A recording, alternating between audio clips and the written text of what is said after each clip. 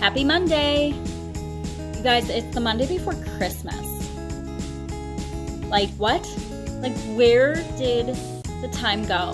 2020 sucked, but like, so I'm sure everybody's excited for 2021 because it's gonna be so much better of a year. But like, holy moly, you guys, it flew by. Is that just me? I don't know.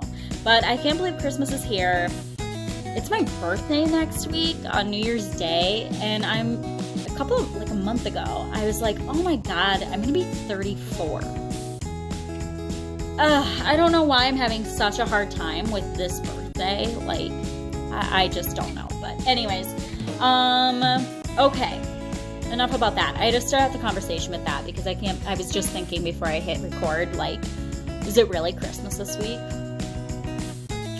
Okay, so, hi.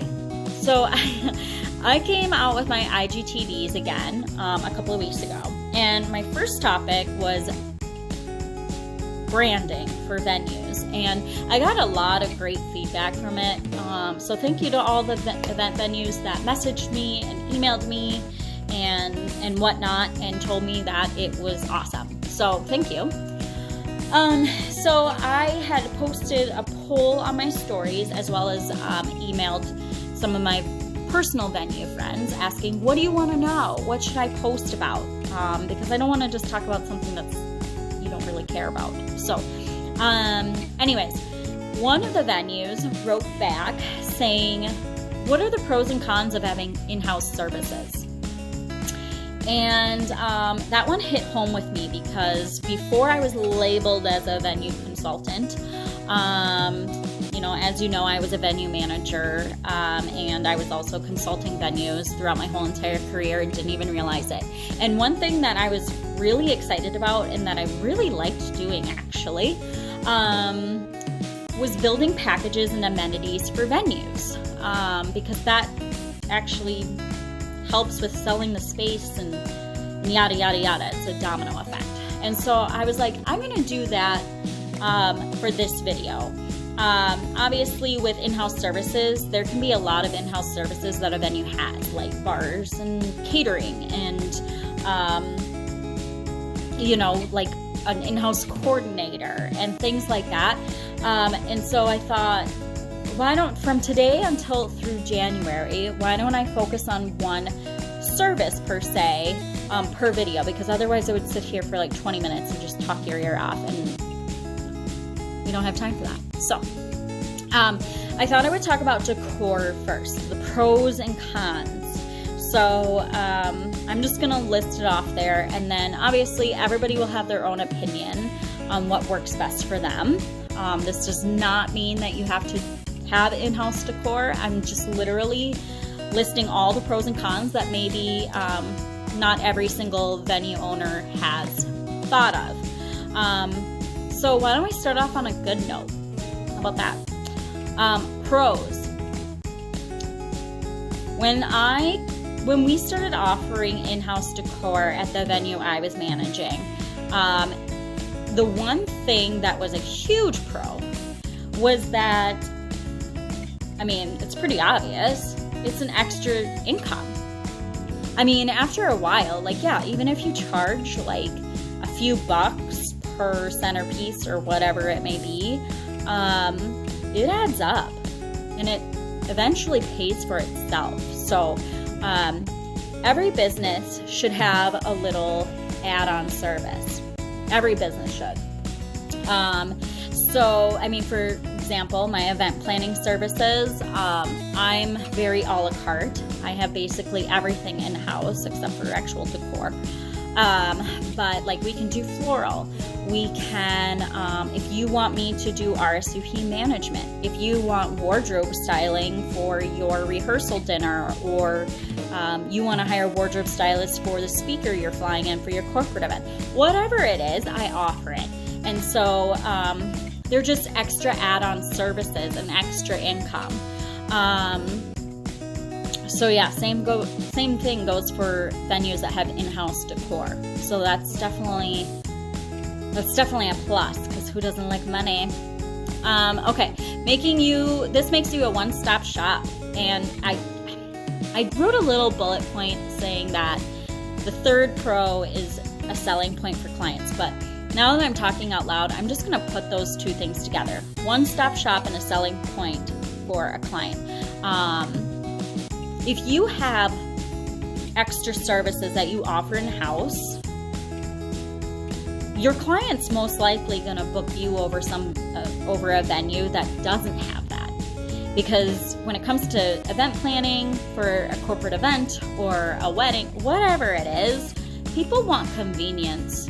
And so for the venues I managed, and we had Decor in-house, whenever I brought that up, or they even saw it like on our little brochure that we gave them when we sat down and went over the pricing and stuff, you're like, oh my God, this is so nice. I don't have to bring that in.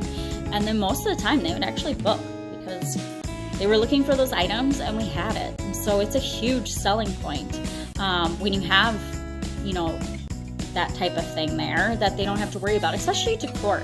Decor is really annoying to be brought in.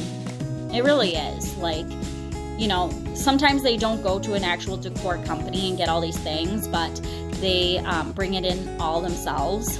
And like, they don't realize it until the day is done that, holy moly, that sucked. So if you point that out to them and then say you have in-house decor, that's a huge selling point.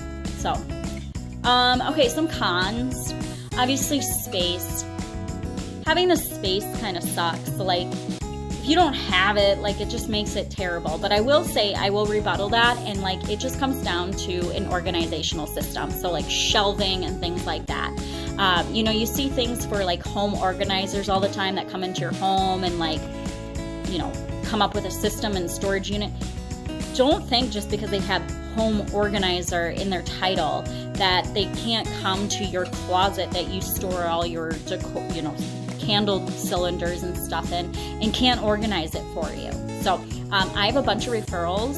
I have a bunch of partners that do home organizing. So if you are a venue that needs somebody to do that for you, hit me up. I will send you somebody. So just make sure that you have space to even store this type of thing. Even if it's like small little items, make sure that you have enough space and you have a really good system. So that's a con, because not everybody has that. But if you hired a venue consultant and built your venue with me, you would. Okay, upfront costs. That kind of sucks. When I was working at the venue, we actually wouldn't purchase anything until it was requested. And on a side note, you have to make sure that's something that's going to be requested a lot. So back in the day, wood slices were like a huge thing. And so when people started asking for it, we were like, oh, well, it's super trendy right now, so why don't we just buy some? Because we know that people are going to buy it in the future. So we had to do that upfront cost, but honestly, it paid off in the end. So there's that. But again, I suggest like waiting until you have the actual income, like once somebody requests it, and then you get it. So yeah. Okay, trends. That's another con. Things are going to come and go. Like, do a lot of people use wood slices a lot now? Not really. It's really minimal right now for centerpieces. But I'm going to rebuttal that one too and say that you can post things online and sell it. So many people, like, there's so many, like, wedding Facebook groups of people looking for certain things for decor. You could easily sell that stuff. I'm selling stuff on there right now for my own wedding and even my home decor because I just redecorated. People are always looking for something, so you can always post it. Yes, it takes some effort to post it and take photos and yada yada, but at the same time, like, you can take that income and buy new stuff because you're gonna obviously have to hold up with the trends and purchase things that are up to date. So there's that. Obviously, liability. If something gets broken, like, that sucks. So just make sure that you collect a deposit. So if something does break, you have it to replace it. Also have it in your contracts, that sort of thing. So yeah, that liability does suck. But at the same time, you can fix that and take care of it, just through verbiage and collect a deposit. So overall, in my personal opinion, I think it's smart to do in-house stuff, especially decor, because again, it's extra income and it pays off in the end. I mean, obviously you can't be like a full-on decor company, like you probably don't have space for that. But like the little things that people always need to have that are a pain in the butt to haul, like, you know, maybe votives, maybe this candle cylinders, maybe drapery for a backdrop for their head table, or for the podium or something like that. Those things that are basic, that you know will get rented out multiple times. People appreciate it. It's a huge selling point. And again, it makes you a one-stop shop. So I would say yay to in-house decor. So that's it. I'm gonna cut it off there. Yeah, January's already figured out as far as what I'm gonna talk about. But if you are a venue or a bride, somebody planning a lifestyle event like a shower or graduation party, whatever, corporate event, or nonprofit fundraiser, or a creative like fashion designer or art show or music production, whatever, if there's something you want me to talk about, that you want to learn, let me know. I'm going to be planning my February content calendar, so feel free to DM me, email me, whatever. I want to make sure that these videos are educational and that they're relatable. So hit me up. All right, guys, that's it for this week's IGTV.